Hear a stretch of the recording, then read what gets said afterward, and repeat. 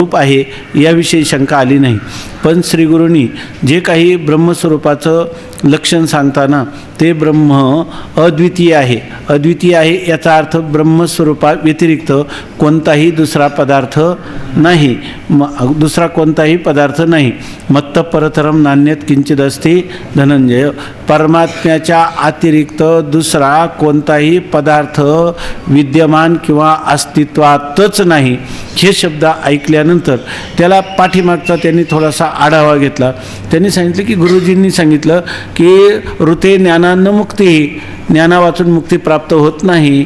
ज्ञानाद एव तु कैवल्यम, ज्ञानानेच कैवल्यम नाम मोक्ष प्राप्त होतो। आणि ते ज्ञान कोणाच्या द्वारा प्राप्त होतं तर गुरु आणि शास्त्र यांच्याद्वारा ज्ञान प्राप्त झालं असताना, आत्मज्ञान प्राप्त झालं असताना काय होते, संसार दुःखाची निवृत्ती होते। मग संसार दुःखाची निवृत्ती म्हणजे संसार दुःखाचा अनुभव सर्व जीवांना आहे। त्या संसार दुःखाच्या निवृत्तीसाठी उपाय, ते उपाय जे करायचे त्याच्यामध्ये गुरुशास्त्रांचं साह्य पाहिजे। तर त्यांनी काय होतं, आत्मज्ञान होऊन त्या आत्मज्ञानामुळं संसार बंधाची निवृत्ती होते। मग आता जे संसार दुःखाच्या निवृत्तीसाठी गुरु आणि शास्त्र ही साधनं सांगितली आहेत। आणि जर ब्रह्म अद्वितीय म्हटलं तर ब्रह्मचे काय झालं, सत्य झालं। तद अतिरिक्त गुरु आणि शास्त्रसुद्धा काय झाली, मिथ्या झाली। मग जर गुरुशास्त्र मिथ्या असतील तर त्या गुरु आणि मिथ्या असणाऱ्या गुरु आणि शास्त्र यांच्या साह्याने मनुष्याला ब्रह्मज्ञान होणार नाही। आणि झालं तर ते ज्ञान कोणतं असेल, मिथ्या गुरुशास्त्रापासून झालेलं ज्ञानसुद्धा मिथ्या, आणि त्या मिथ्या ब्रह्मज्ञानाने संसार दुःखाची निवृत्ती होणार नाही। तेव्हा इतर जगत जरी तुम्ही मिथ्या म्हटलं तरी चालेल, पण गुरु आणि शास्त्र यांना मिथ्या म्हणू नये अशी त्याच्या अंतर्गत हे सुद्धा त्याला काय आहे, कालच आपण चिंतन केले, त्याला देखील शास्त्राचे संस्कार आहे। त्याला माहीत आहे तद्विधी प्रणिपातेनं त्या गुरूंच्या जवळ जावं लागतं, त्या गुरुशास्त्रावर श्रद्धा ठेवावी लागते। आता यांनी श्लोक सांगितला तो काय, श्रद्धावान लभते ज्ञानम तत्पराः संयतेंद्रिया, ज्ञानम लब्ध्वा पराम शांतिमचिरेणाधिगच्छति तद्विधी प्रणिपातेन परिप्रश्नेन सेवया उपदेक्षन्ति ते ज्ञानम ज्ञानिनस्तत्वदर्शिनः। आता हे ज्ञान म्हणजे कोणतं तर काही लोक द्वैती आचार्य जीव आणि ब्रह्मामध्ये भेद सांगणारे, आणि ते शास्त्राने सांगितलं, त्या शास्त्राचं ज्ञान आम्हाला आहे, त्याच्यामध्ये जीव आणि ब्रह्म यांच्यामध्ये उपास्य उपासक भाव आहे असं शास्त्राचं तात्पर्य आहे असं सांगतात। काही लोक सांगतात की माया कार्य जगत नाही, माया मानण्याची गरज नाही, ब्रह्मापासूनच हे जगत उत्पन्न झालेलं आहे असंही सांगतात। अनेक प्रकारचं निरूपण करतात आणि या सगळ्यांना प्रामाण्य कोणाचे म्हणतात, श्रुतीचंच प्रामाण्य आहे असं सांगतात। परंतु आम्ही जेव्हा ज्ञान म्हणतो ते ज्ञान करता कोणाचं ज्ञान तर आत्म्याचं ज्ञान। काही सांगतात आत्मा करता आहे, काही सांगतात आत्मा भोगता आहे, काही सांगतात आत्मा करता आणि भोगता आहे, काही म्हणजे जे वेदांत शास्त्र सांगतं का आत्मा अकर्ता आणि अभोक्ता आहे, वेदांत शास्त्र सांगतं जगत मिथ्या आहे, सांख्यशास्त्राचं ज्ञान आहे का जगत सत्य आहे, जगताचं कारण असणारी मायासुद्धा काय आहे, सत्य आहे। अशा अनेक प्रकारचे ज्ञानं आमच्या समोर येतात। तेव्हा त्यांनी सांगितलं कोणते ज्ञान, कोणत्या प्रकारच्या ज्ञानाला आत्म्याचं ज्ञान म्हणावं तर ते म्हणतात की अद्वैत मत जे आहे शंकराचार्यांनी ज्याच्यावर व्याख्यान केलेलं आहे व्यासाचार्यांच्या ब्रह्मसूत्रावर, ते शांकर मत हेच या ठिकाणी प्रमाण आहे। आणि बाकीची ही सगळी मतं जरी असली तरी ही मतं अप्रामाणिक आहेत। थोडक्यात द्वैत मत हे त्याज्य आहे आणि केवळ शांकर मत किंवा शांकर अद्वैताचं किंवा केवळ अद्वैताचं मत हेच प्रामाणिक आहे असं तू समज। इतकंच नाही तर त्या द्वैत मताचा जर तू अभिनिवेश धारण करशील तर तुला जीवनात कधीही समाधान लाभणार नाही। म्हणून तू या ठिकाणी शंकराचार्यांचं असणारं जे अद्वैत मत, त्या अद्वैत मतच प्रामाणिक आहे असं समज आणि त्या प्रकाराने तुझ्या जीवनाच्या चिंतनाची दिशा असू दे असं त्याला सांगतात। आणि हे करताना ते म्हणतात कधी कधी हे अद्वैत तत्त्वज्ञान अद्वैताचं श्रवण केलं असताना जरी मनुष्याला जीव ब्रह्माच्या ऐक्याचं ज्ञान झालं आणि हे ज्ञान जर काही दृढ अपरोक्ष नसेल, अदृढ असेल किंवा परोक्ष असेल किंवा शब्दज्ञान असेल, आणि अशा पुरुषांनी जर द्वैत मताची संगती केली किंवा द्वैत आचार्यांच्या मताचं विचार केला, त्याच्याविषयी सत्यत्व बुद्धी किंवा प्रामाण्य बुद्धी ठेवली, तर त्याच्यापासून त्याची फार मोठी हानी होणार आहे. असं सांगत असताना असं कधी कधी होतं की आपल्याला प्रत्यक्ष ज्ञान ब्रह्माचं जरी अद्वैताचं श्रवण करताना ब्रह्माचं आत्मत्वाने अपरोक्ष ज्ञान झालं, तरीसुद्धा जर संगती द्वैताची असेल आणि ते ज्ञान जर दृढ नसेल, आदृढ असेल, तर त्या ज्ञानाचं आदृढ असलेलं ज्ञान ते दृढ तर होत नाही, पण अदार्ढ्यसुद्धा निघून जातं आणि त्याच्यामध्ये तो मनुष्य पुन्हा द्वैतामध्ये प्रवृत्त होतो आणि द्वैतात वै दुःखम होती आणि द्वैताच्या द्वारा त्याला पुन्हा दुःखाचीच अनुभूती घ्यावी लागते. म्हणून ह्या द्वैत मताचा तू दुरूनच त्याग कर असं त्याला सांगितलं, आहे की नाही. आणि त्याच्यासाठी गोष्ट सांगितली भरचूची. राजाला भरचू समोर पाहून देखील राजा पळू लागला, कारण राजाच्या मस्तकात एकच भरलं की भरचू मेला आणि भूत झाला. तसं ब्रह्माचं आत्मत्वाने ज्ञान झालं तरी द्वैत मत प्रामाण्य झालं, तर या ठिकाणी तुम्हाला काय वाटायला लागेल की या ठिकाणी जीव हा उपासकच आहे आणि ईश्वर हा उपास्यच आहे आणि जीव ब्रह्मामधला भेदच सत्य आहे, अभेद मिथ्या आहे, अशी भावना होईल. म्हणून द्वैत मताचा कधीही स्वीकार करू नको, अंगीकार करू नकोस, अशा प्रकाराने श्रीगुरूंनी आत्तापर्यंत सांगितलं. ठीक आहे ना. आता या भरचूची कथा झाल्यानंतर आता वेदगुरूंना पारमार्थिकदृष्ट्या मिथ्यात्व वाचू ना. तर त्यांनी विचारलं ना, वेद आणि गुरु हे मिथ्या. जर तुम्ही ब्रह्म अद्वितीय म्हटलं तर वेदगुरूंना मिथ्यात्व येतं आणि वेदगुरू जर मिथ्या असेल तर मिथ्या असणाऱ्या वेदगुरूंपासून संसाररूपी अनर्थाची निवृत्ती होणार नाही असं मला वाटतं.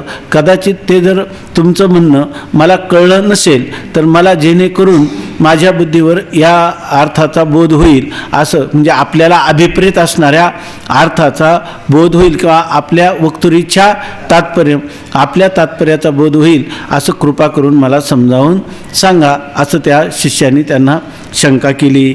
तर त्याचं पहिल्यांदा प्रत्यक्ष ज्ञान होऊन देखील मनुष्याला भ्रम होऊ शकतो की नाही हे सांगितलं.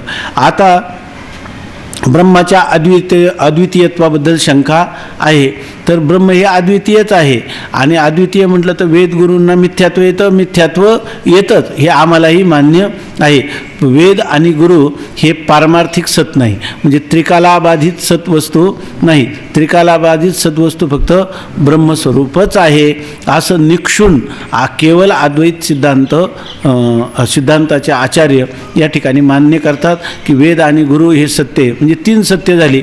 एक ब्रह्मसत्य, एक गुरुसत्य आणि एक शास्त्र सत्य. हे नेहमी किती असेल? एकच. सत्यम शिवम सुंदरम हे एकच वस्तू असेल. जर सापेक्षता असली त्याच्या ठिकाणी तर त्याला सुंदर म्हणता येणार नाही, त्याला सत्य म्हणता येणार नाही.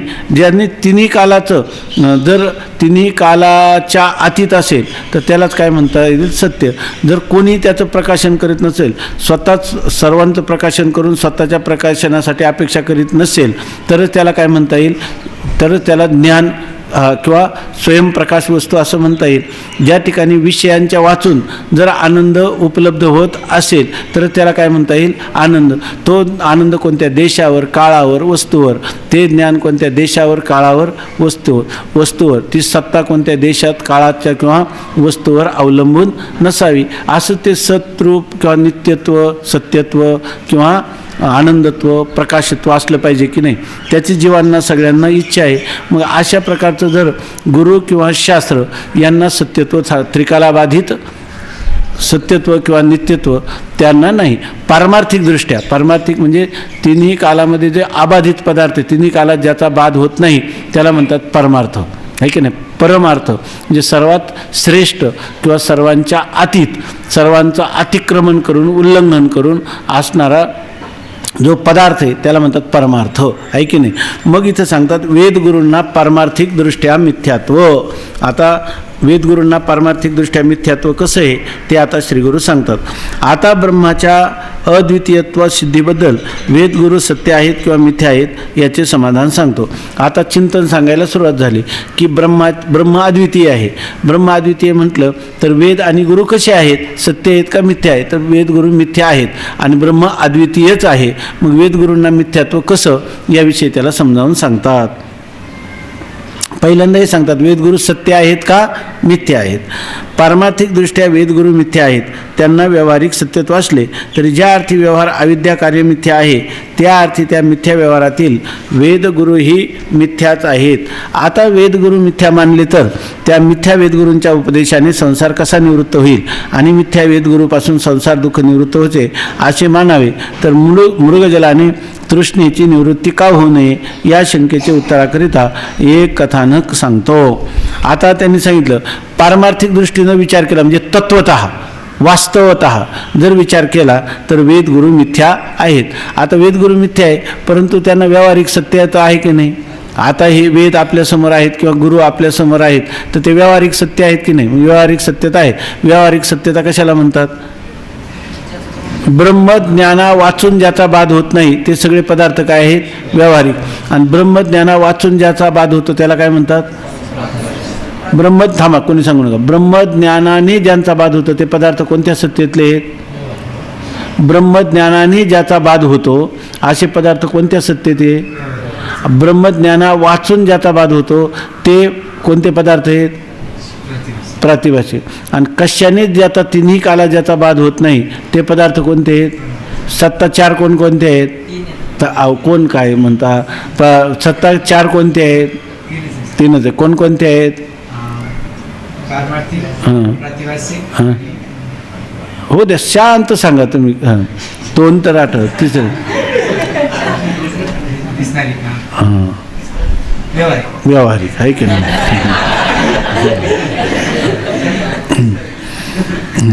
पारमार्थिकदृष्ट्या वेदगुरू मिथ्या आहेत. त्यांना व्यावहारिक त्यांना सांगता येत नाही का.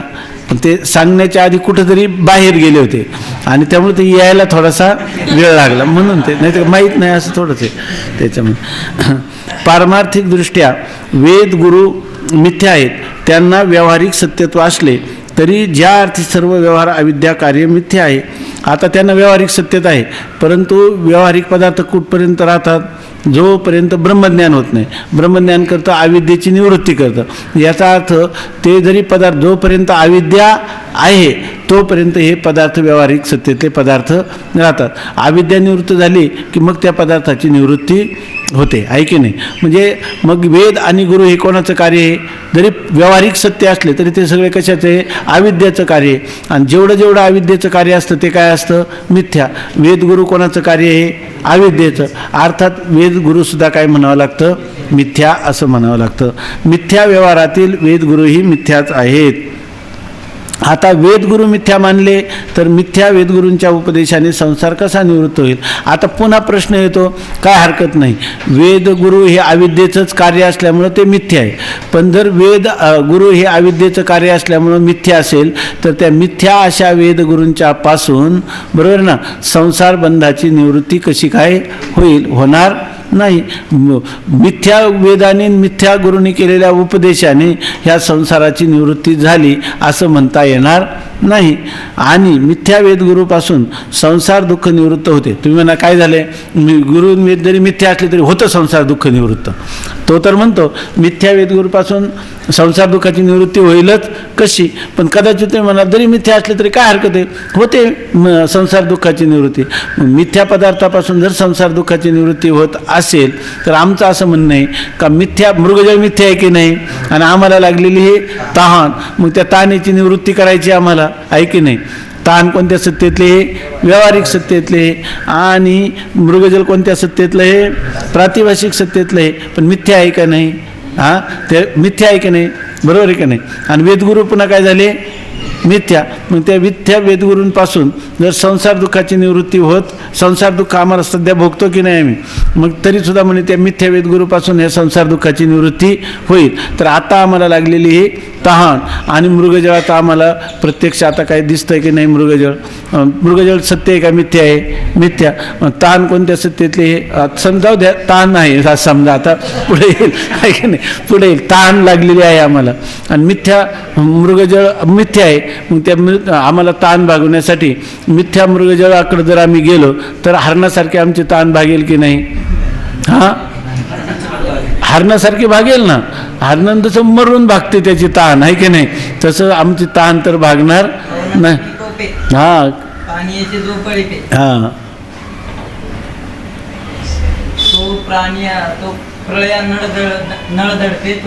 तृणकाष्टे काय तो वेगळी वेळी. इथं मृगजळाची तळी ते दिठी दुरुणीची निळाली, तेने पाणी साळी केळी पिकती काही ना लाविशी काही असं. तर आता सांगतात की मिथ्या वेदगुरूपासून संसार दुःख निवृत्त जर होतं असं तुमचं म्हणणं मानावं, कोणाचं? गुरूंचं. तर मग काय होईल? मृगजळाने तृष्णेची निवृत्ती का होऊ नये? मृगजळाने तृष्णेची ताणीची सुद्धा निवृत्ती व्हायला पाहिजे. होत तर नाही. का होत नाही? मिथ्या अशा वेदगुरूंना जर संसार दुःख निवृत्त होतं तर मिथ्या मृगजळाने तहान निवृत्त झालीच पाहिजे. होत तर नाही.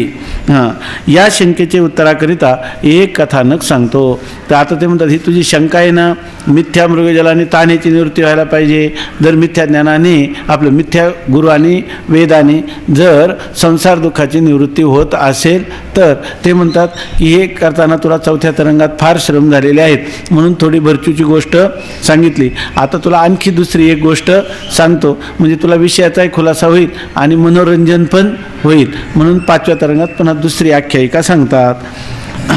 या शंकेचे उत्तराकरिता एक कथानक सांगतो. आता एक कथा सांगतात. मिथ्या वेदगुरूपासून संसार निवृत्तीविषयी राजाची गोष्ट. मिथ्या गुरु आणि वेद हेही मिथ्या असले तरी संसार दुःखाची निवृत्ती होऊ शकते. कशी होते याविषयी एक गोष्ट सांगतात. इंद्राप्रमाणे बघा, इंद्राप्रमाणे बलवान असा एक प्रतापी राजा होता. जसा इंद्रदेवामध्ये बलवान आहे तसा या मनुष्य लोकामध्ये एक प्रतापवान म्हणजे पराक्रमी राजा होता.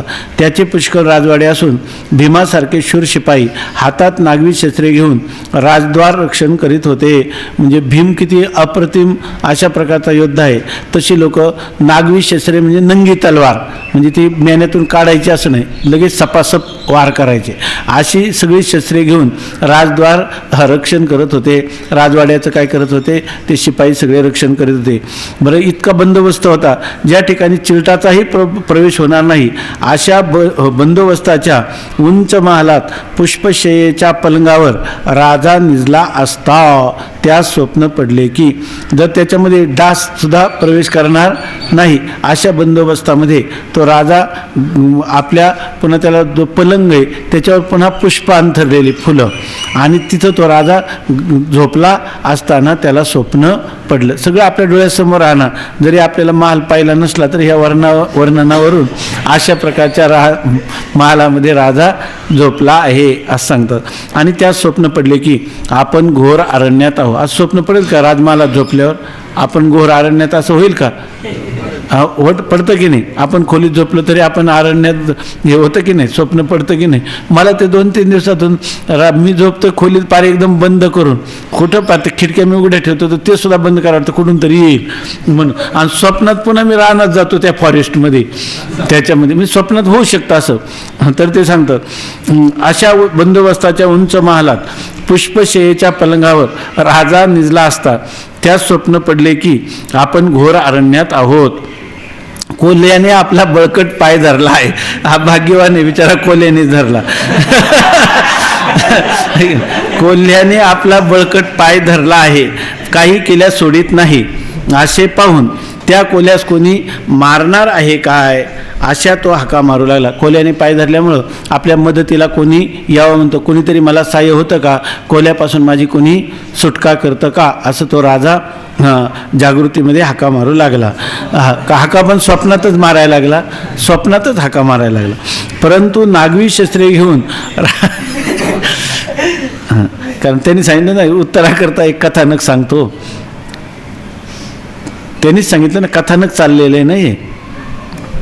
परंतु नागवी शस्त्रे घेऊन राजाच्या रक्षणाकरता उभ्या असलेल्या शिपायांपैकी कोणीसुद्धा धावून राजास साह्य केले नाही. आता एवढे नागवी शस्त्र हातात घेणारे होते. राजा सांगतो की ह्या कोल्याच्या तावडीतून मला कोणीतरी सोडवा, पण कोणीच धावून आलेलं नाही. मग राजाने कोल्यास काठी मारली. तेव्हा त्याला वाटलं आता कोणीच मदतीला येत नाही. मग त्याच्या हातात जी काठी होती त्या काठीनं त्याने कोल्याला मारलं. तेव्हा कोला मेला व पायातून त्याचे दातही निघाले. तो कोला मेला आणि त्याने जे पाय पकडले होते ते दात सुद्धा त्याने सोडले. मग राजा लंगडत काठी घेऊन वैद्याच्या घरी आला. मग तो तसाच, आता जखम तर झाली होती, मग तसाच तो लंगडत त्या वैद्याच्या घरी आला व त्यापाशी मलमपट्टी मागू लागला. तो म्हणला की वैद्यबा, तुम्ही काहीतरी माझ्या पायाला मलमपट्टी करा. वैद्याने सांगितले की पट्टी तयार नाही. त्यांनी सांगितलं अजून ही ड्रेसिंग काही तयार नाही, पट्टी तर पण करायचं म्हणजे खर्च आहे त्याला. आजकाल ड्रेसिंगचा फार खर्च आहे एकदम. त्याचे ते हातामध्ये ग्लोव्ज घालावे लागतात अनेक आजारामुळं. म्हणजे पूर्वी 2 रुपये ड्रेसिंग होतं, त्याला आता 100 रुपये लागतात. मग तो म्हटला की वैद्याने सांगितलं की पट्टी तयार नाही, 1 पैसा दे म्हणजे पट्टी तयार करून देतो. आता जर असतं तर 1 रुपया दे किंवा 10 रुपये दे असं घ्यायचं. 1 पैसा दे, 1 पैसा दे, मग मी पट्टी तयार करतो औषधाची आणि तुला तुझ्या जखमेवर लावतो. पण जवळ पैसा नाही म्हणून राजा माघारी फिरून शोक करू लागला की माझ्या जीवितात धिक्कार असो, आणि जर तुझ्याजवळ 1 रुपया नसेल तर पट्टी करणार नाही. मग तो राजा काय म्हणतो, मी दरिद्री, पैसा नाही, म्हणून तो परत माघारी फिरला.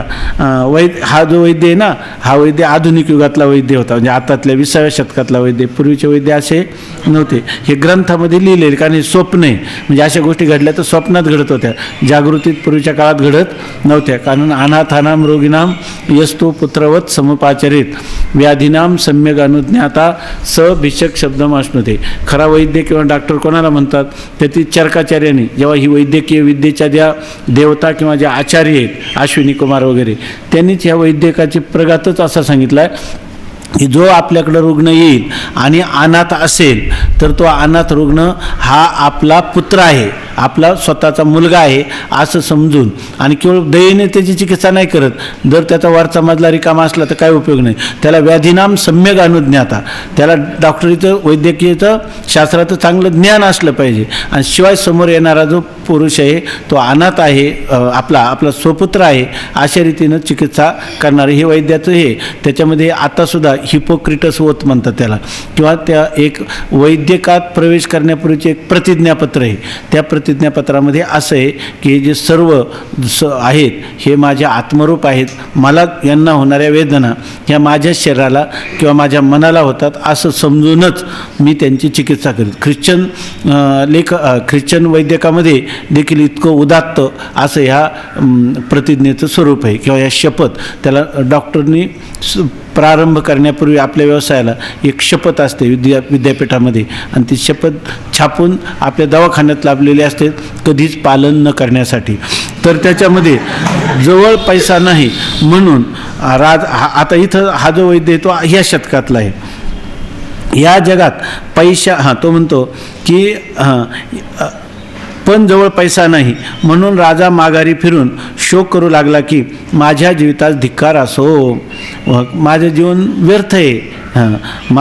स्वतःचा धिक्कार करायला लागला. धिंग माम ना, माझा धिक्कार असो असं म्हणतो. वैद्यास देण्यास एकही पैसा जवळ नसावा, वैद्याला जवळ द्यायला माझ्याजवळ 1 पैसासुद्धा नसावा. या जगात पैशा वाचून आपली रडकथा कोण ऐकेल. पैसे नसतील तर ऐकायला सुद्धा कोण नाही, ऐकत सुद्धा नाही. पैशावाला मनुष्य असेल तर त्याच्या काही तक्रारीसुद्धा ऐकतात. ज्याजवळ पैसा नाही त्याचं कोणी ऐकून पण घेत नाही. मी जर भाग्यवान असतो तर हेच वैद्यबा माझ्या घरी धावत आले असते. पैसा असता तर व्हिजिटला आले असते. ज्याप्रमाणे वैद्य गरीब रोग्यांचा त्याग करतात त्याप्रमाणे याने माझा त्याग केला. वैद्य लोक गरीब लोकांना ट्रीटमेंट करत नाही, तसं यांनी सुद्धा मला कोणत्याही प्रकारची चिकित्सा करायला नकार दिला. पण मी एकट्या वैद्यास काय म्हणून दोष द्यावा. तो म्हणतो एकट्या वैद्यालाच काय मी दोष द्यायचा, त्यांनी माझी चिकित्सा केली नाही. जगात स्वार्थाशिवाय कोणीच कोणावर प्रीती करीत नाही. संपूर्ण जगामध्ये कोणी आपला काही स्वार्थ असेल तर दुसऱ्यावर प्रेम करतात, त्याच्याशिवाय करत नाही. हा काय वैद्यापुरतंच चुकीचं आहे का? सगळ्या लोक नुसतं नाही तर वैद्यालाच कांडी लावतील. सगळाच व्यवहार स्वार्थावर चाललेला आहे की नाही. केवळ वैद्यच आहे असं काही नाही. त्या उपनिषदामध्ये सुद्धा सांगितलं, न वारे पतिव कामाय पतिप्रिय भवती आत्मनस्तु कामाय पतिप्रिय भवती. पतीसाठी स्त्रीला पतिप्रिय का आत्यासाठी प्रिय आहे? पत्नी पतीला पत्नीसाठी प्रिय आहे का आपल्यासाठी प्रिय आहे? पुत्र नवा आरे पुत्रस्य कामाय पुत्रम प्रियम भवती आत्मनस्तु कामाय पुत्रम प्रियम भवती. नवा आरे सर्वस्य कामाय सर्वम प्रियम भवती आत्मनस्तु कामाय सर्वम प्रियम भवती. हा व्यवहाराला काय स्वप्नात सुद्धा चांगला विचार करणारा राजा आहे हा, आहे की नाही? तो वैद्याला दोष देत नाही, तो लोकव्यवहार पाहतो आणि म्हणतो, मनाची समजूत घालतो, जगात स्वार्थाशिवाय कोणीच कोणावर प्रेम करीत नाही. आई बा बंधू मुलगा ही सर्व एकमेकावर स्वार्थाकरताच प्रीती करतात. जोवरी चाले मोठा धंदा तोवरी बहीण म्हणे दादा, असं आहे. बाप बंधू तुका म्हणे काय आहे ना, बाप लेकाशी मारिती तुका म्हणे सांगू किती, हेच आहे का? बाप लेकाशी नाही असंच आहे का? पण का त्याची भगवंताच्या मूर्ती नाही ना? ते पण आहे, ते पण आहे, हे पण आहे. आई बाप बंधू मुलगा ही सर्व एकमेकावर स्वार्थाकरिताच प्रीती करतात. स्वार्थ नसला तरी कोणी कोणा ढुंकून सुद्धा पाहत नाही. काय चमत्कार सांगावा, ज्याचा घटकाभर वियोग सहन होत नाही, झाला तरी अतिदुःख होते, असा कोणी प्रिय बहुत दिवसांनी भेटला तर त्यास आलिंगन देण्याकरता धावतात. त्याचंच पुढे दुर्दैवाने गलित कुष्ठ होऊन बोटे झडली आणि तोंड विद्रूप झाले तर हा पापी अजून का मरत नाही, म्हणून त्याचे मरणाबद्दल तेच नवस करण्यास तयार होतात. आता एखादा मनुष्य पहिल्यांदा बऱ्याच दिवसांनी आपल्याला भेटला तर मनुष्य त्याला कडकडून आलिंगन देतो. नंतर जर माहीत झालं की याला आता गलित कुष्ठ झालेला आहे तर हळूहळू काय करतो, त्याला ओट्यावर बाहेर जेवण ताट देतो, त्यालाच घासायला लावतो, आहे की नाही? पाण्याचं ताटसुद्धा वेगळं देतो. तो म्हणतो काय हरकत नाही, हा निदान देतो तरी, म्हणून परत परत यायला लागला तर पुढं पुढं त्याला वाटतं की इथं सुद्धा यायला नको, म्हणून त्याला बंद करतो, आहे की नाही? त्याला येण्याचं सुद्धा बंद करतो. एक काळचा काय आहे मित्र, कारण आता त्याच्यापासून काही स्वार्थ साधत नाही, म्हणून त्याचे मरणाबद्दल तेच नवस करण्यास तयार होतात. तुकाराम माऊलीने लिहिलं, नवशी होती निधनी काय याची या निधनी, तर सुखी होतील नवशी याची या निधनी. काय माऊलीने 13व्या अध्यायात आहे की त्याचा हा कधी मरेल. तुकाराम महाराजांचा एक अभंग आहे, बाईल म्हणे खरं मरता तरी बरे, नाशिले हे घर तुमकोन या, आणि शेजारी म्हणती मरेना का मेला, आणलेला कंटाळा आम्हा लागी. कारण हा सारखाच राहते तर त्याला ती ढास लागते खोकल्याची, सगळ्यात लोकांची झोप मोडते, म्हणून त्याच्या मृत्यूची वाट पाहत बसतात. म्हणून त्याचे मरणाबद्दल तेच नवस करण्यास तयार होतात. ज्या स्त्रीला पती फार प्रिय असतो व त्यास नेहमी आलिंगन देऊन बसावेसे वाटते, ती स्त्री नाकास पदर लावून त्याच्या अंगावरचा वारा चुकविते. ज्या आईबापांनी त्या इथं एक मनुष्य एका दुर्धर रोगाने मेलं, 1-1.5 वर्ष झालं इथं आळंदीमध्ये. तर सगळ्यांना माहीत होतं, त्यांनी त्याचा रोग काय ते सांगितलं नाही लोकांना, पण आम्हाला काय कळेनाच. प्रेत यात्रेला गेल्यावर ते प्रेत आणलं आणि बाहेर ठेवलं, आणि बाहेरच्या बाहेरच त्याला आंघोळ नाही काही नाही, कारण कोणाला तरी स्पर्श करावा लागला असता ना त्याच्या अंगाला, त्याला दुर्धर रोग होता. त्यासाठी त्याचं तशीच तिरडी उचलली आणि तिथं नेऊन याच्यावर ठेवली कुठं त्या स्मशानभूमीमध्ये, आणि पेटवून दिलं. त्याचं कारण तो किती प्रिय होता, तर त्याच्या मुलांना मुलींना पत्नीला प्रिय होता, पण त्यांना जेव्हा त्याचं दोषदर्शन झालं तेव्हा कोणी त्याला हातसुद्धा लावला नाही. त्याच्यामध्ये त्या काठ्यासुद्धा आतमध्ये घातलेल्या होत्या, तसंच काठ्यासही त्याला वर टेकवलं, ते तिरडी खाली काढून घेऊन काठ्यावर टेकवलं. आता 1-1.5 वर्षापूर्वी तसं याच्यामध्ये गलित कुष्ठ होऊन बोटे झडली किंवा तोंड विद्रूप झाले तर हा पापी अजून का मरत नाही, म्हणून त्याचे मरणाबद्दल तेच नवस करण्यास तयार होतात. ज्या स्त्रीला पती फार प्रिय असतो व त्यास नेहमी आलिंगन देऊन बसावेसे वाटते, ती स्त्री नाकास पदर लावून त्याच्या अंगावरचा वारा चुकविते. ज्या आईबापांनी त्यास अंगा खांद्यावर खेळविले, जे बंधू प्रीतीने आलिंगन देत होते ते त्याच्याशी पडद्याच्या आडून व्यवहार करतात. त्याला अंगा खांद्यावर खेळवलं, सगळं त्याला प्रेमाने आलिंगन देत होते, ते त्याला बोलताना काय पडद्याच्या आडून बोलतात. असा विचार केला तर सर्व जग स्वार्थी आहे, आणि हा विचार केला तर माणूस कोणत्या निष्कर्षाला येतो, संपूर्ण जग काय आहे, स्वार्थी आहे. स्वार्था वाचून कोणी कोणास विचारित नाही. दरिद्री मी, कर्मामुळे ईश्वराने मजजवळ कोणाचा स्वार्थ पूर्ण होईल अशी स्थिती ठेवली नाही. मागच्या अनंत जन्मात मी असं पाप केलं का माझ्याजवळ काही राहूच नाही आणि कोणी माझ्याजवळ येऊच नाही, अशा प्रकारची स्थिती देवाने ठेवली. कारण कोणाचाही माझ्यापासून काही लाभ होऊ शकत नाही. मग या वैद्याने तरी मजसारख्या दरिद्राला मलमपट्टी काय म्हणून द्यावी? म्हणजे या वैद्याचा तरी काय दोष आहे? जर त्या वैद्याला मी तर 1 पैसा देऊ शकत नाही पट्टीचा, तर त्यांनी तरी मला मदत का करावी, असे मनात चिंतन करीत असतात. म्हणजे हा खूप अंतर्मुख मनुष्य आहे. स्वप्नामध्ये तो केवळ वैद्याला शिव्या देत बसला नाही, अंतर्मुख झाला, ऐके नाही. आणि अंतर्मुख होऊन या संसाराची काय स्थिती आहे असं तो पाहायला लागला, नाही का. तुकाराम महाराज म्हणतात ना, न सावे पाषाण फुटती भयकापचित्ती भरला असे. काय आणिक दुःखे सांगोमी किती, सकळ संसाराची स्थिती न साहे पाषाण फुटती भयकाप चित्ती भरला असे, ऐके ना, अशी स्थिती. असं मन स्वप्नात चिंतन करायला लागलं. म्हणजे हा चांगला मोठा अंतर्मुख माणूस आहे, ऐके ना. आपण त्यात नुसतं शिव्यात देत बसलो असतो वैद्याला. आणि सध्याची स्थितीच अशी आहे, डॉक्टर लोक असंच करायला लागले, ऐके नाही, स्वार्थी झाले, असं नाही. तो काही चुकीचं नाही, हे आहे. अशा प्रकारची मनाची समजूत घालण्याचा प्रयत्न करतो. आणि असा मनुष्य असला तर त्याला पुढं काहीतरी मार्ग सापडतो. केवळ दुसऱ्याला तो दोष देणारा जो मनुष्य आहे त्याला स्वतःही काही अंतर्मुख होऊन विचार केला पाहिजे. तो म्हणतो की माझंच प्रारब्ध अशा प्रकारचं आहे की ही मदत मला मिळू नये. मग या वैद्याने तरी मजसारख्या दरिद्राला मलमपट्टी काय म्हणून द्यावी असे मनात चिंतन करीत असता त्यास एक दयाळू साधू भेटून त्याने औषध दिल्याबरोबर कोल्याच्या दाताचे दुःख नाहीसे झाले. जरी वैद्य भेटला नाही तर त्याला कोण भेटला? एक साधू. त्याच्यामुळे निश्चय झाला, खरं काय आता वैद्य एक पंढरी राव, अंतर्भाव तो जाणे, रोगा आयशा द्याव्या वल्ली, जाणे झाली बाधा. ते जाऊ द्या, तो वैद्य मला साक्षात साधू मिळाला.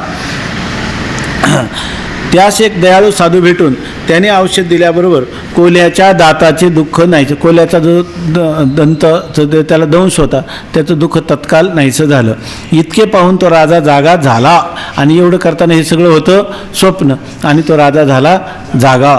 आणि पाहतो तो घाव, दुःख, साधू आणि औषध यापैकी त्यास काहीच दिसले नाही. ना त्याला साधू दिसला, ना त्या जखमेचं दुःख, ना ते क्षत म्हणजे ती घाव किंवा जखम, आणि औषधही त्या ठिकाणी नव्हतं. वास्तविक स्वप्नामध्ये अगदी औषध होतं, साधू होता, जखम होती, कोल्हा होता, सगळं होतं.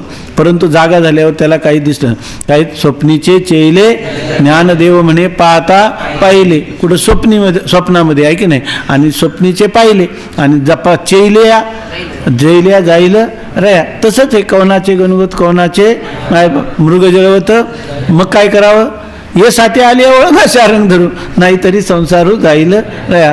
काय विषयाचे समसुख बेगडाची बाहुली, आभ्राची सावली, म्हणून काय करावं? ये साठी आली ओळंगा शारण धरू. स्वप्नीचे राज्य का मरण, हर्ष शोकाशी नव्हे कारण, का उपवडलिया जाणं जिया परी. स्वप्नामध्ये राज्य प्राप्त झालं किंवा मरण आलं, पण जागृतीत झाल्यावर ते हर्षाला कारण होईल का दुःखाला कारण होईल? दोघांनाही कारण होणार नाही. कारण ती अवस्था कोणती होती? स्वप्न. आणि ही अवस्था कोणती? अवस्थांतर आहे की नाही. स्वप्नीच्या घाया औषध चेवची धनंजया. त्या स्वप्नामधून जर त्याला खरं औषध कोणतंही स्वप्नातल्या माणसाला द्यायला पाहिजे होतं. स्वप्नीच्या घाया ओखद चेवची धनंजया, तैसे अज्ञान मुळा या ज्ञानाची खड्ग. ह्या अज्ञानाचा नाश करायचा असेल तर काय? ज्ञानरूपी जागृतीतच आलं. अज्ञानरूपी सुषुप्तीतून ज्ञानरूपी जागृतीत आलं पाहिजे, किंवा अज्ञान कार्य स्वप्नामधून काय ज्ञानरूप जागृतीत पाहिलं. इथं काय आहे? स्वप्न आणि जागृतीमध्ये काय होतं? अवस्थांतर होतं. आणि इथं काय करायचं? ज्ञानांतर. इथं काय आहे? याच्यामध्ये काय होईल? आपल्याला अवस्थांतर होईल का ज्ञानांतर होईल? पूर्वी सत्य समजत होतं, आता काय समजेल? मिथ्या. मग फक्त ज्ञानामध्येच बदल झाला की नाही. पहिलं सत्य ज्ञान होतं ना, आता काय झालं? मिथ्या ज्ञान झालं, ऐके नाही. मग ज्ञानांतर झालं, म्हणजे ज्ञानाचं दुसरं ज्ञान झालं. पहिलं सत्यत्वाचं होतं, आता काय झालं? जगत सत्यत्व बुद्धी होती, आता काय झाली? जगत मिथ्यात्व बुद्धी. आणि स्वप्नातून जागे झाल्याबरोबर माणसाला स्वप्नातलं सुखदुःख काय वाटतं का? नाही. त्याच्यामध्ये ज्ञानांतर झालं का अवस्थांतर झालं? मग आता आपल्याला खरं अवस्थांतर करायचं का ज्ञानांतर करायचे? आपला सगळा पुरुष आपल्याला अवस्था बदलायच्या तर अंतःकरणाच्या का ज्ञान बदलायचे? ज्ञान बदलायचे. हे खरंच आहे का? जाणून म्हणता का? का म्हणायचं म्हणून म्हणता? हां, म्हणायचं म्हणून म्हणत, आणि मग कसं म्हणता? जाणून म्हणता का जाणण्यासाठी म्हणता? जाणूनच म्हणता ना. अवस्थांतर झालं पाहिजे हे जाणलं म्हणूनच म्हणता ना. आपलं ज्ञानांतर झालं पाहिजे हे जाणूनच म्हणता ना. का अवस्थांतराने होईल ही गोष्ट कधी? कारण कधीच होणार नाही, हे चालूच राहणार चक्र. अवस्था किती येतील? आज जागृती येईल, स्वप्न येईल, पुन्हा सुषुप्ती येईल, पुन्हा जागृती येईल. आणि मग तुम्हाला याच्यातून कधी तुम्हाला बोध होईल? आहे की नाही? बोध करून घ्यावा लागेल. अवस्थांतर आपोआप होत राहते, आहे की नाही? ज्ञानांतर करून घ्यावं लागतं. ज्ञानांतर पुरुषार्थ आहे का अवस्थांतर स्वाभाविक आहे? हां, बोला ना, पण जरा वाक्य सांगा ना. अवस्थांतर स्वाभाविक आहे, ज्ञानांतर पुरुषार्थ आहे, करावं लागतं, आहे की नाही? आता बघा, इतके पाहून तो राजा जागा झाला आणि पाहतो तो घाव, दुःख, साधू आणि औषध यापैकी त्यास काहीच दिसले नाही. सर्व नाहीसे झाले. जाग झाल्याबरोबर स्वप्नीचे चेले जाईल रया, सर्व नाहीसे झाले. हे शिष्य, आता सांगितलं दृष्टांत, म्हणजे आता करमणूक भरपूर झाली. आता दृष्टांत ज्याच्यासाठी सांगितला तो दार्ष्टांतिक ऐका. हे शिष्य, या दृष्टांतावरून हे समज की जेव्हा राजा खोटे दुःख भोगीत होता तेव्हा त्याच्याजवळ सत्यद्रव्याचे भांडारे, शेकडो राजवैद्य, हजारो शस्त्रधारी योद्धे होते. राजा जेव्हा स्वप्नात खोटं दुःख भोगत होता तेव्हा त्याच्या उशाला हे सगळे सैन्य होतं की नाही? चिलटाचा सुद्धा प्रवेश होऊ नये एवढं सुसज्ज. दरवाजे आपलं त्याच्या ठिकाणी द्रव्य नव्हतं काय? आणि शेकडो वैद्य त्याच्या सेवेत नव्हते का? राजवैद्य होते. आणि तो दुःख भोगत होता की नाही? भोगत होता. परंतु त्या सत्यसामुग्रीपैकी कोणाचाही उपयोग झाला नाही. एवढी सगळी सत्यसामुग्री होती, पण राजाला स्वप्नात त्याचा काही उपयोग झाला नाही. ठीक आहे ना? तात्पर्य, मागील तरंगात सांगितल्याप्रमाणे संसार दुःखच अगोदर मिथ्या आहे. पाठीमागच सांगितलं होतं ना, संसार दुःख काय आहे? मिथ्या आहे. सुख हे आत्म्याचं स्वरूप आहे आणि दुःख काय आहे? मिथ्या आहे. मग मिथ्या दुःखाची निवृत्ती करण्यासाठी काय करावं लागेल? दुःख मिथ्या एक जाणून घ्यावं लागेल. दुःख मिथ्या कधी कळेल? आत्मा सत्य आहे, त्या दुःखाचा अधिष्ठान आत्मा, त्याचं ज्ञान झालं की त्या आत्म्यावर दुःख मिथ्या आहे हे तुम्हाला कळेल, दुसरं काही नाही. म्हणून सांगतात मग मिथ्या दुःखाच्या निवृत्तीचे काय पाहिजे? संसार दुःख जे आहे तर ते कुठं आलं होतं आपलं? हां, त्या मिथ्या दुःखाच्या निवृत्तीचे साधन पहिल्यांदा काय सांगितलं? वर सांगितल्याप्रमाणे चौथ्या तरंगात सांगितलं दुःख कसं आहे? मिथ्या आहे. दुःखाची जर दुःख सत्य असतं तर निवृत्ती कशाने झाली असती? क्रियेने झाली असती. आणि दुःखाची निवृत्ती कशाने होते? अधिष्ठान ज्ञानाने. ज्या अधिष्ठान ज्ञानाने ज्या पदार्थाची निवृत्ती होते तो पदार्थ मिथ्या असतो. अधिष्ठान ब्रह्माच्या ज्ञानाने जर संसार दुःखाची निवृत्ती होते तर अर्थात संसार दुःख काय आहे? मिथ्या आहे. ही गोष्ट झाली. मग मिथ्या पदार्थाची निवृत्ती, संसार दुःख अगोदरच मिथ्या आहे. मिथ्या पदार्थाच्या निवृत्तीकरता सत्य साधनाची जरुरी नाही. मिथ्या पदार्थ जर सत्य सर्प असला तर काय पाहिजे? भाला बरची पाहिजे. पण दोरीवर बसलेला मिथ्या सर्प असला तर त्यासाठी कोणती क्रिया करायची? हां, पळण्याने तो दूर होईल काय? हां, पुंगी वाजवल्याने किंवा भाला बरचेने कशाने तो दूर होईल किंवा जवळ होईल? जाईल? काहीच नाही. त्याला दोरीचं ज्ञान आणि त्याच्याशिवाय आणखीन काय उपाय आहे? दोरीच्या ज्ञाना वाचून कशाने आणखीन तो निवृत्त होईल? भावना करण्याने. हा दोरी नसून, हे सर्प नसून हा जणू काही दोरीच आहे असं जर जप केला तर तो दूर होईल. का दोरीचं याचा अर्थ ज्ञानच आहे? ज्ञानच आहे की नाही? मिथ्या दुःखाच्या निवृत्तीचे मग संसार दुःख अगोदर मिथ्या आहे. मग त्या मिथ्या दुःखाच्या निवृत्तीचे साधन वेदगुरूही मिथ्याच आहेत. उलट ते संसार दुःख मिथ्या असलं तर त्याला निवृत्त करण्यासाठी, मिथ्या संसार दुःखाच्या निवृत्तीसाठी सत्य साधन असलं चालेल का मिथ्या चालेल? आणि सत्यही चालेल आणि मिथ्याही चालेल का? सत्याचा काय उपयोग नाही? सत्याचा काहीच उपयोग नाही. कोणतं साधन लागेल तिथं? मिथ्या, आहे की नाही? मग संसार दुःख कसं आहे? मिथ्या. मग वेदगुरू ही त्याच्या निवृत्तीची काय आहेत? साधनं. ती सत्य चांगली, सत्य पाहिजेत का मिथ्या पाहिजे? का उलट मिथ्याच पाहिजेत का? तरच संसार दुःख निवृत्त होईल. कारण ते मिथ्या आहे. म्हणून मिथ्या संसार दुःखाच्या निवृत्तीसाठी मिथ्या साधनं पाहिजे. नाहीतर मग काय झालं असतं? स्वप्नातल्या जखमेची निवृत्ती करण्यासाठी जागृतीतले सगळे सत्य असणारे वैद्य उपयोगाला आले असते, येत तर नाही. आणि हा काय आहे? सगळ्या जीवांचा अनुभव आहे आणि अनुभवाचा आपलाप करता येत नाही. अनुभवाचा आपलाप करता येतो का महाराज? नाही.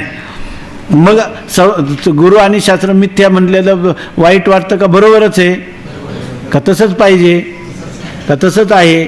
हा हेच त्या मिथ्या दुःखाच्या निवृत्तीचे वेदगुरु आपलं मिथ्या दुःखाच्या निवृत्तीचे साधन वेदगुरुही मिथ्याच पाहिजेत. मिथ्या पदार्थाच्या निवृत्तीकरता सत्य साधनाची जरुरी नाही.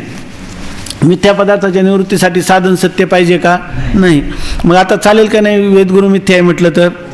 मग त्याला एवढं साकडं पडायचं काही कारण होतं का? नाही. सत्य साधनाने मिथ्या पदार्थाचा नाश होणारही नाही. सत्य साधनाने मिथ्या पदार्थाचा नाश कधी होणार नाही. जर आपल्याला रज्जूवर भासलेला साप आहे की नाही, आणि तो साप मारायचा ठरलं तर त्या ठिकाणी की नाही काठीनं त्याचे तुकडे तुकडे करावे लागतील किंवा भाल्याने, तरच त्याची निवृत्ती होईल का? हाही दुसरा काय उपाय का? काहीच उपयोग होणार नाही. काहीच उपयोग होणार नाही की नाही. कारण त्याच्यासारखा तो साप कसा आहे? मिथ्या. सत्य असता तर झाला असता का नाही उपयोग? मिथ्या संसार दुःखाच्या निवृत्तीसाठी त्या ठिकाणी सत्य असणारी वेदगुरु ही साधनं सत्य चालतील काय? तर त्यांचा काहीच उपयोग होणार नाही. आणि मिथ्या असली तर चालतील तर मिथ्याच लागतील? मिथ्याच लागतील. सत्य साधनाने मिथ्या पदार्थाचा नाश होणारही नाही. जर सत्य साधनाने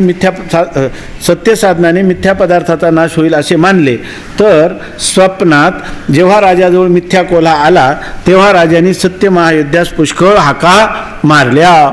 जेव्हा तो मिथ्या कोल्हा आला स्वप्नातलं आणि सत्ययोद्धे होते की नाही, आणि त्यांना सारखाच हाका मारत होता की नाही, परंतु त्या सत्य महायुद्धापैकी कोणी धावून गेला नाही. मग राजाने मिथ्या दंडाने त्या कोल्याचा नाश केला. त्या महायुद्धापैकी उपयोग झाला नाही. मग त्या राजाने काय केलं? शेवटी जे दंड होता त्याच्याजवळ त्यानेच ते कोला मारला. कोला कसा होता? मिथ्या. आणि ज्या दंडाने मारला राजाने स्वतः तोच सुद्धा काय होता? मग उपयोग मिथ्या दंडाचा झाला का सत्ययोद्ध्याचा झाला? मिथ्या दंडाचा. का मिथ्या होता म्हणून तेवढा तरी उपयोग झाला, नाही तर तोही झाला नसता. मग राजाने मिथ्या दंडानेच त्या कोल्याचा नाश केला आणि राजाच्या पायात मिथ्या क्षत झाले होते तेव्हा कोणत्याही सत्यवैद्याचा उपयोग झाला नाही. मिथ्या क्षत म्हणजे जखम झाली होती तर त्याच्यासाठी सत्यवैद्यांचा तरी उपयोग झाला का? नाही. राजास वैद्यास देण्यास एक पैसाही नव्हता तेव्हा उश्याशी सत्यद्रव्याची भांडारे होती. तो काय म्हणतो? माझ्याजवळ एक पैसाही नाही, पण उश्याला द्रव्याची भांडार होती की नाही? ती सत्य होती की नाही? एकंदरीत वरील सत्य पदार्थ मिथ्या दुःखाच्या निवृत्तीस निरुपयोगी झाले. एकंदरीत त्याच्यावरून काय झालं? सर्व जे सत्य पदार्थ होते इतके ते सगळेच्या सगळे काय मिथ्या दुःखाच्या निवृत्तीला अनुपयोगी ठरले. हा अनुपयोगी निरुपयोगी ठरले का उपयोगी ठरले? निरुपयोगी ठरले. अनुपयोगी ठरले. अनुपयोगी आणि निरुपयोगी बरोबर आहे. एकंदरीत रज्जुवरी सर्प भासला तोर तेथ केला रज्जुवरी सर्प भासला तोर. रज्जुवर मोठा सर्प भासला आणि तेथ केला वाद्याचा गजर. अथवा मंत्रोपचार किंवा अनेक प्रकारचे मंत्रांचे उपचार केले. सर्प अनुमात्र ढळे ना, तरी तो सर्प जात अनुमात्र हलत नाही. कारण का हलत नाही? थांबा, तो का हलत नाही? अहो सर्पाला तुम्हाला माहिती का चावल जरी लागली ना तो इतकं म्हणतात त्याला हे की आपल्या पायांचा आवाज आहे ना, आपण चाललो तर ते त्याला कळतं दूर, लगेच तो रस्ता सोडून बाजूला जातो आहे की नाही. आणि इथं जर वाद्यांचा गजर केला तरीसुद्धा ढळत नाही. आणि मंत्राचा उच्चार केला नुसतं आस्तिक भिंतीवर लिहिलं तर साप येत नाही त्या खोलीमध्ये, आणि मंत्राचा उच्चार केला तरी तो साप ढळेना. असं कसं होईल? आहे की नाही? असं होईल, पण कधी होईल? नाही नाही नाही, मग तर तो जाईल, मग तो पळून जाईल. पण सत्यवाद्य असतील तर किंवा सत्य मंत्रोच्चार किती असला आणि सर्प जर मिथ्या असला तर तो हलणार नाही. त्याला हलायला एकच उपाय आहे, काय? रज्जूचं ज्ञान. त्या ज्ञाना वाचून एके उपाय करीशी जितुके तितुका गुंफीशी अधिके रुखे ये. उलट त्याच्यात काय होतं? आणखीनच गुंतून जाते. संसार बंधाची निवृत्ती करण्यासाठी साधन काय आहे? ज्ञान. आत्मज्ञान हेच साधन आहे. आणि ती कोणती होई? त्याचं डोकंच फिरून जाईल. नाथील या संसार जर सत्य असता आणि मग त्याला जर उपाय केले असते सत्य तर मग उपयोगाला झाले असते. पण त्याला मिथ्यात्व समजणं हाच त्याचा काय आहे, नाश आहे. ऐक नाही, संसाराला काय समजणं, रज्जूच्या भासलेल्या सर्पाला मिथ्या समजलं की झाली त्याची निवृत्ती. मिथ्या समजणं हीच त्याची काय आहे, निवृत्ती आहे. बरोबर आहे की नाही. मग त्याला मिथ्या समजेल कधी, रज्जूचं ज्ञान झाल्याशिवाय त्याला मिथ्या समजेल का तो, आणि तो मिथ्या समजल्याशिवाय रज्जूचं ज्ञान होईल का. मग अगोदर रज्जूचं ज्ञान घ्यावं का अगोदर सर्पाचं मिथ्यात्व कळून घ्यावं, का दोन्ही एकाच वेळेला होतात, का त्याला युगपत म्हणतात.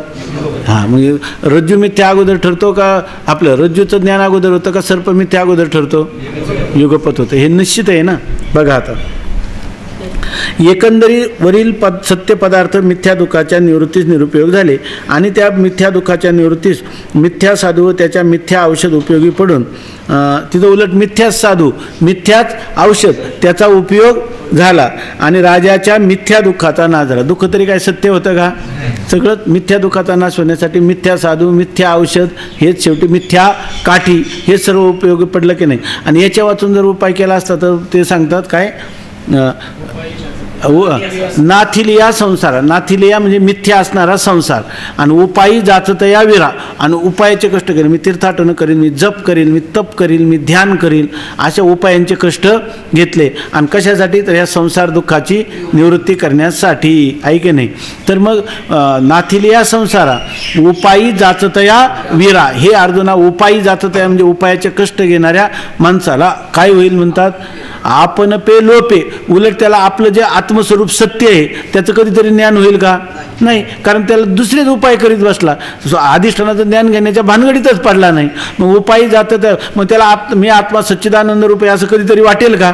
हे सगळे तीर्थाटन करीत बसला, मूर्तीपूजा करत बसला, काय ध्यान करीत बसला, योग करीत बसला, हाट योग, लय योग, अष्टांग योग, तर त्याला काय होईल, त्या संसार दुःखाची निवृत्ती होईल का. नाथिलिया संसारा उपायी जातं याविरा, आपण पे लोपे, उलट त्याचं आत्मस्वरूप काय होईल, लोपून जाईल. आणि असं करता करता वारा विकोपी जाय, त्याचं सांगितलं वारा विकोपी जाय म्हणजे काय, वारा एकदम विकोपाला गेला म्हणजे वारा क्षुब्ध झाला, असं त्याचा सरळ अर्थ की नाही. इथं ते आपण म्हणतो तुझं काय डोकं फिरलं काय, वारा विकोपी जाय म्हणजे तुला काय वारं भरलं का. ज्ञानेश्वर महाराजांनी आता जवळजवळ आम्ही हे काढले 1000 वाक्प्रचार कमीत कमी असतील ज्ञानेश्वरीमध्ये. आता आपण लिहिले ते सगळे जवळजवळ, त्याच्यामध्ये जरा बारकाईनं पाहिलं तर वाक्प्रचार कुठे लक्षात येईल, 1000पेक्षा जास्त असतील. वारा विकोपी जाई म्हणजे काय, त्याचं डोकं फिरून जाईल. म्हणून आता आपल्याला उपाय कोणता आहे ह्या संसार दुःखाच्या निवृत्तीचा, अधिष्ठान ब्रह्माचं आत्मत्वाने ज्ञान, आणि ते दुःख कसं आद्यस्थ आहे खरं कसं नाही, याच्यासाठी विचार करावा लागतो. सदा विचार आहेत तस्मात. आणि तुम्ही जर म्हणाल आता पण दुसरे काही उपाय आहेतच ना, मग काय होईल, आपण पे लोपे, आणि आणखी पुढं काय होईल, वारा विकोपे जाईल, डोकं फिरून जाईल. आता हे कळल्यानंतरही जर कोणी माणूस तिकडं पळेलच तर त्याचं काय होईल, फक्त त्याचं डोकं फिरलं असं म्हणायचं आहे की नाही. अशा प्रकारचं ते सांगतात.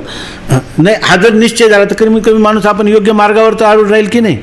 ह्या जन्मात पुढच्या जन्मात 100 का जन्म होईना पण मी ब्रह्मज्ञान करून घेणार आहे की नाही. कारण नान्या पंथा विद्यते आयनाय, तो तीर्थयात्रा करील पण कशासाठी करील, ब्रह्मज्ञानासाठी करील. ब्रह्मज्ञानाला काय तीर्थयात्रा उपयोगी नाही का, पण ते साधन म्हणजे तीर्थयात्रा तीर्थयात्रेसाठी नाही करणार, कशासाठी करील, पूजा करणार नाही का, पण पूजा कशासाठी करील, ब्रह्मज्ञान कर्म करणार नाही का, करील. उलट आम्ही सांगतो का ब्रह्मज्ञान जर कळायचं असेल तर हे सगळं करावं लागतं. तुकाराम महाराजांनी आपल्याला आश्वासित करून सांगून ठेवले. अभंग कोणता आहे, ब्रह्मज्ञान जरी कळे उठाउठी तरी का हिंपुटी वेदशास्त्र, शास्त्राचे भांडण तपतीर्थाटन उर्वीचे भ्रमण याजसाठी, याजसाठी जप याजसाठी तप याज व्यासेही अमुप ग्रंथ केले, याजसाठी संत पाय हे सेवावे तरीच तरावे. हे सगळे उपाय याजसाठी म्हणजे याजसाठी संत पाय हे सेवावे. आणि संत पाय म्हणजे संतांचं स्वरूप काय आहे ते समजून घ्यावं. आणि तरीच तरावे, तरावे कोणते, जप तप यांनी नाही, तरीच म्हणजे ज्ञानानेच तरावे असं तुकाराम महाराज म्हणतात. तरीच तरावे तुका म्हणे, ऐके नाही. पावावया उपहा किंवा नाही, यज्ञ भूतांच्या, यज्ञ करू नाहीत का, भूतांच्या पालनासाठी आहेत, अवश्य ते केलेच पाहिजे. यज्ञभूतांच्या पाळा भेद कार्य कारण पावावया उपासना ब्रह्मस्थानी प्रस्थान. ब्रह्मस्थानी पावावया उपासना प्रस्थान असं केलं ना चिंतन आपण परवा. अशा प्रकार आता झालं. अशा प्रकारच्या बरं काय त्या मिथ्या दुःखाच्या निवृत्तीस मिथ्या साधू व त्याचे मिथ्या औषध उपयोगी पडून राजाच्या मिथ्या दुःखाचा नाश झाला. अशा प्रकारच्या स्वप्नाचा सर्वांस अनुभव आहे. आता अशा प्रकारचे स्वप्न पडतात आणि स्वप्नातलं सगळं खोटं असतं. जागृती झाल्यावर ते खोटं ठरतं. स्वप्नात स्वप्न खोटं वाटत नाही, परंतु जागे झाल्यावर खोटं ठरतं. असा सगळ्यांना अनुभव आहे की नाही.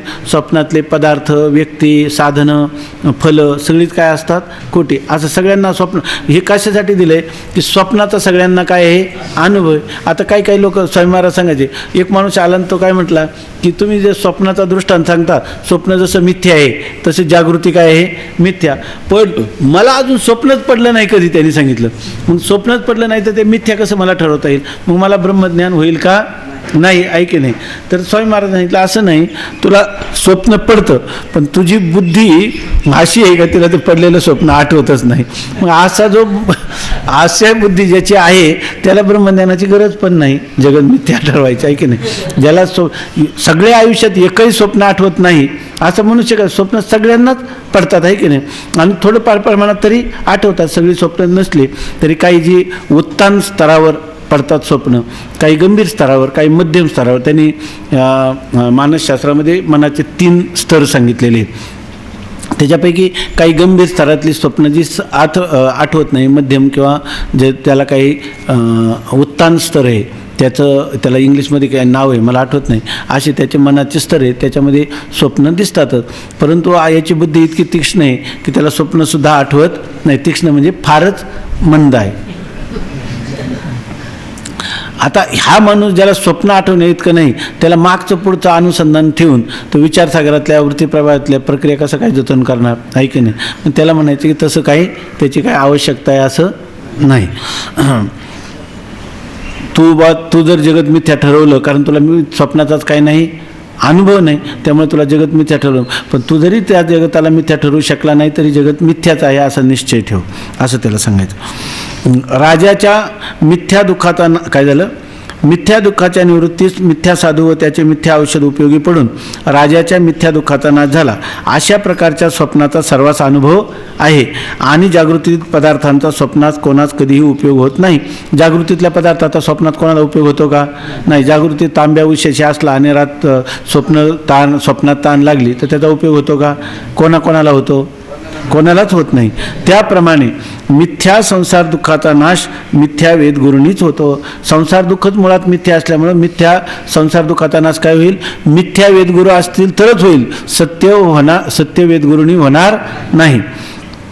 वेदगुरू सत्य असण्याची जरुरीच नाही आणि वेदगुरू सत्य असले पाहिजे असंही नाही. वेदगुरू सत्य असते तर त्यांच्याने मिथ्या संसार दुःख निवृत्तही झाले नसते. आणि समजा त्याला काळजी पडली वेदगुरूंना मिथ्या म्हणलं तर सत्य असणाऱ्या संसार दुःखाची निवृत्ती कशी होईल. पण संसार दुःखातून मूळ कसं आहे मिथ्या आहे. त्यामुळे त्याला उलट कोणते पाहिजे सत्यच पाहिजे. आपलं मिथ्याच पाहिजे वेद आणि गुरु. आणि समजा ते सत्य असते तर ते वेदगुरू काय झाले असते सत्य असते तर संसार दुःखाची निवृत्तीसुद्धा झाली नसती. उलट ते मिथ्या आहेत म्हणूनच बरं आहे. वेदगुरू सत्य असते तर त्यांच्याने मिथ्या संसार दुःख निवृत्तही झाले नसते. सर्व मिथ्या प्रपंचात पारमार्थिक सत्य ब्रह्म व्याप्त आहे. त्याच्याकडून कुठे संसार निवृत्त होत आहे याचा विचार करा. आता तुम्ही म्हणाल ब्रह्म सत्य आहे. ब्रह्म कुठं नाही सर्वमध्ये आहे. मग वेदगुरू सगळ्यांमध्ये ब्रह्माची व्याप्ती आहे की नाही. ब्रह्म सगळ्या ठिकाणी तरीसुद्धा संसार म्हणजे संसार दुःखाचे अधिष्ठान कोण आहे ब्रह्मच आहे. त्या मग सत्य आहे का नाही ब्रह्म सत्यम आणि ते सर्व ठिकाणी व्याप्त आहे का नाही. तरी संसार दुःखाची निवृत्ती केली का त्यांनी. ब्रह्म सर्व ठिकाणी आहे की नाही आणि तुम्हाला संसार दुःख आहे की नाही. मग ब्रह्म जर कसं आहे संसार दुःखाचं निवर्तक आहे म्हणावं तर ते सर्व व्याप्त आहे आणि ब्रह्म सत्य आहे की नाही. आणि तुम्हाला काय वाटतं संसार दुःखाची निवृत्ती व्हायला पाहिजे. मग ते ब्रह्माने करायला पाहिजे की नाही. कारण ब्रह्म आहे सत्य आणि तुमचं संसार दुःखही तुम्हाला आहे की नाही. मग ब्रह्म सत्य असूनही संसार दुःख कुठे निवृत्त होतं आहे तुमचं बरोबर ना. तसं वेद आणि गुरु जर सत्य असते तर संसार दुःख निवृत्त झालं असतं असं नाही, किंवा होणारच नाही. कारण काय आहे त्याचं, समान सत्तेत साधक बाधक व्यवहार होतो. जर संसार दुःख मिथ्या असेल तर मिथ्या संसार दुःखाची निवृत्ती करणारे वेदगुरूसुद्धा काय लागतील, मिथ्याच लागतील. जर ते सत्य असलं तर सत्य पदार्थाची निवृत्ती अधिष्ठान ज्ञानाने कधीच होणार नाही. त्याच्यासाठी काय करावं लागेल, क्रियाच करावी लागेल. भालाबरची घेऊनच सत्य सर्पाची निवृत्ती करावी लागेल.